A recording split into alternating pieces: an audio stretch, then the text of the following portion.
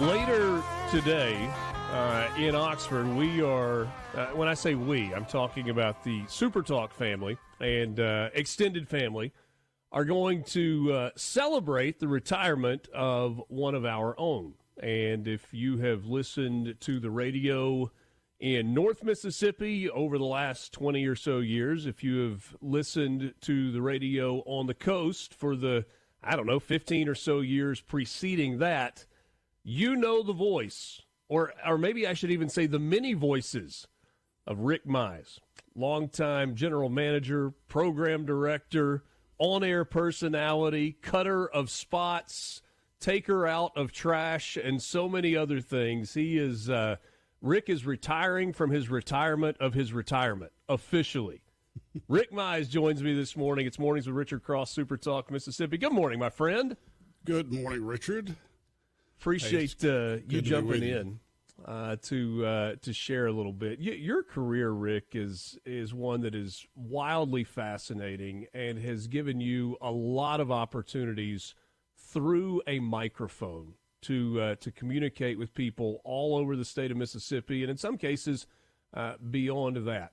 When did it first start? When did your love for radio first start?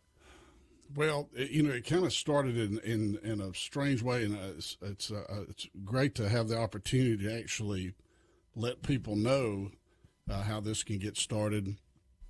Of course, being a young man from Yocney, Mississippi, I didn't the have metropolis that is. Yeah, and so but there's some things that lined up for me. God looked down on me and smiled on me and sent me some people, and one of those was Robin Parker, who is our drama teacher at Lafayette High School. At that time, frankly, we did not really have any arts programs at Lafayette to speak of. And I know in my junior year, she showed up, I think, in the middle school, and they asked her to do a 3-act play at the high school. And so I got involved with that, and our dear friend David Kellum. And so through that, I got interested in being involved in somehow in the entertainment world. Okay. So then that summer, literally, between our junior and senior year, David and I were at the old Larson's Big Star at the time, and we actually bumped into her, and Mrs. Robin Parker, and she said, hey, would you guys be interested in doing a local radio show? We were like, well, where do we sign up? And so that's where it started. And so I always say that because it's important to note this came through a high school teacher. And the only reason I am here today is a high school teacher.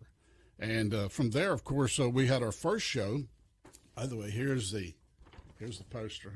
Oh, if you're watching on supertalk.fm, this is great. This is a sketch drawing of LHS Today, and that is Rick Mize, David Kellum, or Ricky and David, and the late Jimmy, who was a longtime morning show personality, longtime partner of Rick Mize on the radio in Oxford. God rest his soul. Yeah, so we did the LHS Today. October 1st, 1976 is the first day we went on the air, but I think we were writing the script starting like 2 months earlier. And we did those shows every week, and that's where it started for me. And then, of course, being a friend with David Kellum helped because obviously his mother was in the theater world, and so he had some background. And so that's how it got started for me. And then I worked at WSUH-WOR in Oxford. And from there, just moving across different stations. Now, but fairly fortunate. I didn't have to go to a lot of stations. I've got friends in the radio business who've worked in like 15 places. You mentioned WSUH, WOOR. For people that are maybe older Oxford residents or have been around for a long time, is that the radio station that was at the top of University Avenue, kind of yes, the east where end of Kroger's University Avenue? now. Okay. Yeah. And that was a station, of course, eventually Sandow bought that, and they moved the tower to Randolph and the studios to Tupelo. But, that's where I got started. It was on 1420 AM and WWR FM 98 stereo country. And I did actually do some work though in the summer for WCBH, which was a cable only station at the university, and that was kind of a hoot. I think I played, I think I did like 5 times within an hour. I mean, it was like the only song we had.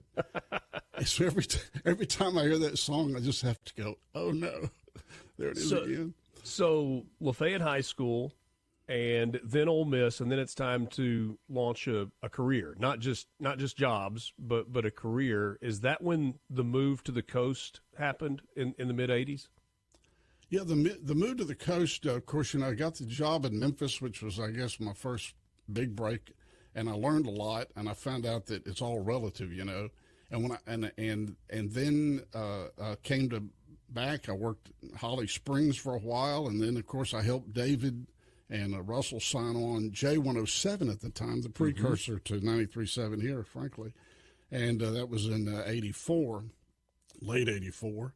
And so then I got the opportunity in Biloxi. So that was a huge turning point for me. Quite frankly, when I lost the job at WMPS in Memphis, and it was due to ratings, so I got a big lesson in ratings right away. And I thought that was going to be it. And I looked in doing several things, and matter of fact, my father, I'll tell this quick story. My father always told me, he said, son, I want you to make a living with your mind, because Dad he was a game warden, and he also was a farmer. And he said, I want you to make a living with your mind. And I said, well, Dad, I'm going to get a job in radio. He said, well, maybe you'd like to farm. And it was not until 1991 when Reba McEntire introduced me on CBS television that he said, maybe he can make a living in this.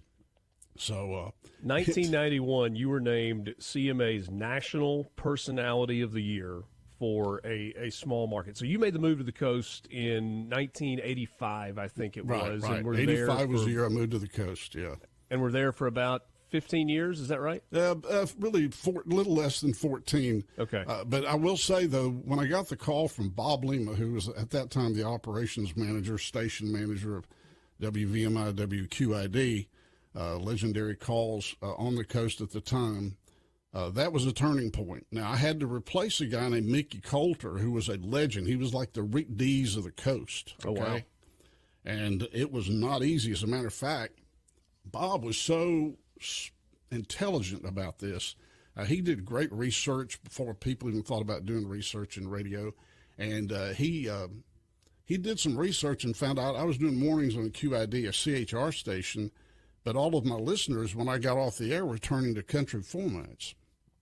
And so that, and the fact that he ended up being let go by the new company that bought our stations, he moved over and then brought me. Initially, I started at WVMI as a program director briefly, though, before that. But then as far as an air talent, he brought me over to K99 with Eddie Gailey, who Eddie had been a great talent on WVMI for many years. So Eddie really set me up. And I always told her that just recently she passed away in the last 6 months. But she actually opened the door for me to be a great talent on the coast. And the coast then accepted me, a little boy from Yocney, Mississippi, and I had a great time. But that's what he did. He actually did research and showed in the focus groups that the country listeners, my persona fit that very well.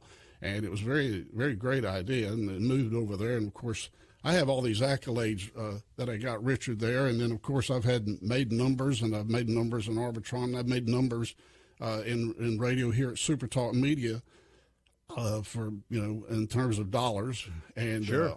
All of that, frankly, has just been because of the people I've been around. I'm not saying I have no talent, but I'm telling you, the people that have been around me have helped me and support me, and that is an important part of what's made me.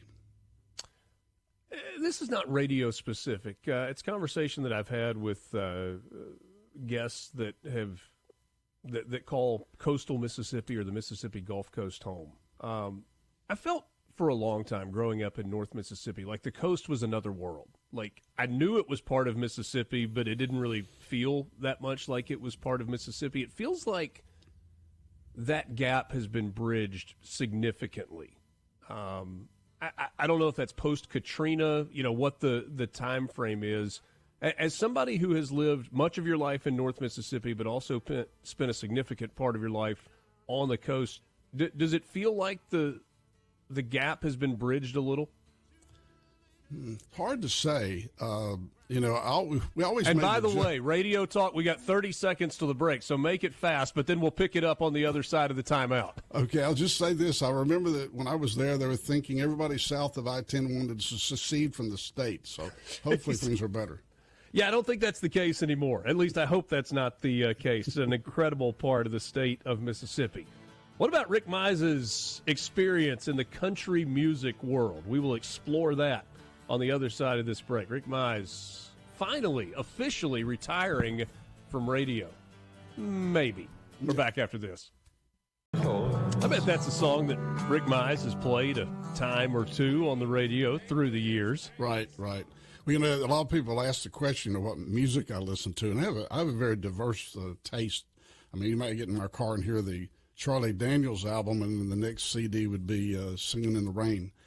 So I have a fairly diverse taste. But I will say this, as of course you know, I've been on the air in the Oxford market in North Mississippi and Q105 more recently, which I came off the air of the morning show in 2019, which was a good transition for me to get into more management sales and to get off the air, and kind of is helping me a little bit in this retirement business, frankly. But I like Post Malone, and I like the Jelly Rolls, and I like the new artists, and some of them. But you'll find right now my playlist consists of Merle Travis and Johnny Cash and Eddie Arnold, and it's the whole. Wait, Merle Travis or Merle Haggard? No, Merle Travis. Merle Travis. No Herbie Hancock in there? Come on, man. Merle Travis divorced me, COD. But I'm just saying, what I did when I was at WMPS in Memphis, they put me on the Sunday Night Oldies show, which was a fascinating thing for me because it was a night show, and at nighttime, the AM signal, I had listeners in Florida, and I would actually play, all the old stuff, Hank Sr., I'm so lonesome I could cry, whatever. And that's actually something I enjoy listening to right now. That's the current playlist in my car. Country music, a big part of my career. As a broadcaster, though, you just need to be able to communicate, because remember, you don't always go fishing with things you like to eat. So whatever format you need to play in a market, whatever you need to do, talk radio, then you do it. Yeah. Yeah, one of the things that I've always thought about radio is it has this unique ability to transport you to a place where your feet are not in that moment. And a lot of that's sports related, right? The announcer that you grow up with. If you grow up a St. Louis Cardinals fan and you're living in northeast Mississippi, the radio with Jack Buck had the ability to transport you to Old Sportsman Park or to Busch Stadium. And we know that with our college announcers as well, whether you're talking about, David Kellum for Ole Miss fans or the late Jack Crystal for Mississippi State fans. They can tell you where they were when they heard something and felt like they were there. Yeah. Why is that? Why is it that radio has had that power of connection, whether it's sports, talk, music, your local DJ that you wake up with every morning? Why is that? Well, hopefully the DJ or the announcer, play-by-play guy, whatever, is making that jump out of the box. And that's the whole goal, is to connect with people, get to the heart. And that's always been the most thrilling thing for me as a programmer. And I remember on the Gulf Coast, I had this set in more recently here in North Mississippi. I've had people that said, I was in St. Louis all week, and I was coming home, and I turned my radio to Q105, and I heard you, and I felt like I'm home. Well, that's pretty strong. I've always joked with David Kellum. I said, when you make a call on the radio, this might be history. You may be listening to it for the next 100 years. I got up and gave her the weather, and they forgot about it tomorrow. So it's just, it is a fun thing that I have enjoyed it so much. I always tell people on radio, and I teach some classes at universities and adjunct occasionally, and, radio to me is you serve two customers. You serve the listener and you serve the client. And if you don't serve both of them, you die. You know, Rick, there's even with all of the ways that we can consume media through our phones and televisions and radios and devices and computers and like all the ways, there's never been more opportunity to consume. When things go badly, when we have tragedy that strikes, when we have natural disasters and you can't get your TV and your phone battery is dead, radio still seems to be there. Yeah. You know, whether it's a hurricane on the coast, tornadoes in the central part of the state, an ice storm that hits North Mississippi, it's in those most traumatic moments sometimes that we always go back to radio. Yeah. I've been able to deal with some of those on the radio. I go back to when I was on the Gulf Coast. And oddly enough, during the time that Candy and I lived on the Gulf Coast, we were never hit by a hurricane. And, oh, wow. I always jokingly said, I moved there after Elena, and I left before George. And so it was like, God knew that if so much as a limb was down in my yard, my wife would say, we've got to leave. So he spared me. She didn't want any part of that. Yeah, he spared me that. We did evacuate a couple of times, but the hurricanes turned. Yeah. And but we got to help Morgan City. And Gwen Wilson, my morning partner, she went down with Major Spraggins and the group from the National Guard, Air Guard, and went down and helped. And so that was a cool thing. Had the ice storm in North Mississippi when you turned that around, and I actually drove up here with money that I had made on the Gulf Coast to give to people in the Delta and the Oxford area that needed help, with money and lights and whatnot. Yeah. And water, we brought water and that sort of thing. The most recent thing that I did too, when we talk about making connections, one of the things I've done most proud here in North Mississippi with SuperTalk Media is COVID. When COVID hit, I offered for the churches to have a 30-minute broadcast on Easter at no charge for Easter.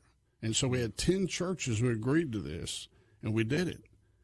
And honestly, I think it's one of the greatest things I've ever done in radio, because people needed to hear a word of encouragement at that time. It was a crazy time. And of course, as we know, divisive and everything. Yeah. And that was a cool thing to do. Those are the kind of things when you make the connection outside the box, and you've got to be super local. That's what I tell people. I mean, one of the things, of course, we got with SuperTalk Mississippi is we're super local to Mississippi, right?